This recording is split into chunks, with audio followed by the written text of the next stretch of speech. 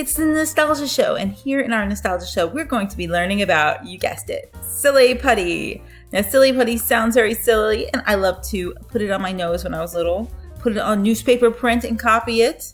I think it worked better than any of my printers. Can you guys give me an amen? Silly Putty is a toy based on silicone polymers that have an unusual physical property. So it bounces, but like the polymer breaks when given a sharp blow and can also flow like a liquid.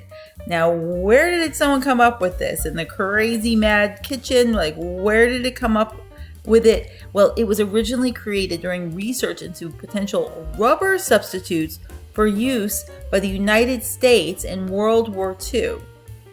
So, what was going on? Yeah, it's important to know the history. Now, during World War II, Japan invaded rubber-producing countries as it expanded its sphere of influence in the Pacific Rim. Rubber was vital for the production of rafts, tires, vehicle and aircraft parts, gas masks, and boots. So, vitally important. In the U.S., all rubber products were rationed. Does anybody remember this or remember their family telling them about that? Like, citizens were encouraged to make their rubber products last until the end of the war and to donate spare tires, boots, and coats. Now, I do see lately a lot of things with like doing things with tires, doing art. There's a lot of upcycling where people are like, let's make this last, especially if it's something with plastic and you don't want to throw it away. So I see a little bit of that. Meanwhile, the government funded research into synthetic rubber compounds to attempt to solve this shortage. Credit for the invention of Silly Putty is disputed and has been attributed variously to Earl Warwick of then newly formed Dow Corning, Harvey Chin, and James Wright, a Scottish-born inventor working for General Electric in New Haven, Connecticut. Throughout his life, Warwick insisted that he and his colleague, Rob Roy McGregor, received the patent for Silly Putty before Wright did, but Crayola's history of Silly Putty states that Wright first invented it in 1943. Both researchers independently discovered that reacting boric acid with silicone oil would produce a gooey, bouncy material with several unique properties. The non-toxic putty would bounce when dropped, could stretch farther than regular rubber, and would not go moldy and have very high melting temperature. However, the substance did not have all the properties needed to replace rubber. So we almost got, the rubber tires made of Silly Putty.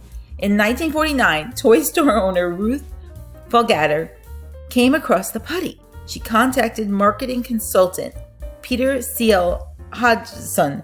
The two decided to market the bouncing putty by selling it in a clear case. Although it sold well, Folgatter did not pursue it further. However, Hodgson saw its potential. Already $12,000 in debt, Hodgson borrowed $147 to buy a patch of putty to pack 1-ounce portions into plastic eggs for $1, calling it Silly Putty. Initial sales were poor, but after a New Yorker article mentioned it, Hodgson sold over 250,000 eggs of Silly Putty in 3 days. However, Hodgson was almost put out of business in 1951 by the Korean War. Silicone, the main ingredient in Silly Putty, was put on ration, harming his business. A year later, the restriction on silicone was lifted and the production of Silly Putty resumed. Initially, it was primarily targeted towards adults. However, by 1955, the majority of its customers were aged 6 to 12. In 1957, Hodgson produced the first televised commercial for Silly Putty, which aired during the Howdy Doody show. I can't imagine this being marketed for adults. Like, what would they say? Like, adults, do you want to play with rubber? Look, okay, here's a dad, playing with the Silly Putty. Like, I want to copy that. I don't know. I feel like maybe today, for like, if you're fidgety, it could be marketed to adults. But back then, I can't imagine this. Now, In addition to success as a toy, other uses for putties have been found. In the home, it can be used to remove substances such as dirt, lint, pet hair, or ink from various surfaces. Well, there you go. The material's unique properties have found niche use in medical and scientific applications. Occupational therapists use it for rehabilitative therapy of hand injuries. A number of other products, such as Rower Putty and Putty, alter the material's property, offering different levels of resistance. The material is also used as a tool to help reduce stress and exists in various viscosities based on the user's performance. And because of its adhesive characteristics, it was used by the Apollo astronauts to secure their tools in zero gravity. This is just amazing. So, folks, I want to know if we can make our own silly putty. Is that allowed? Can we make our own one? Do we have to be mad scientists? What would we do to make our own silly putty? Does anybody have the ingredients? Please give it in the comments, and maybe we would try it here on the show, and maybe we'll take it to the moon.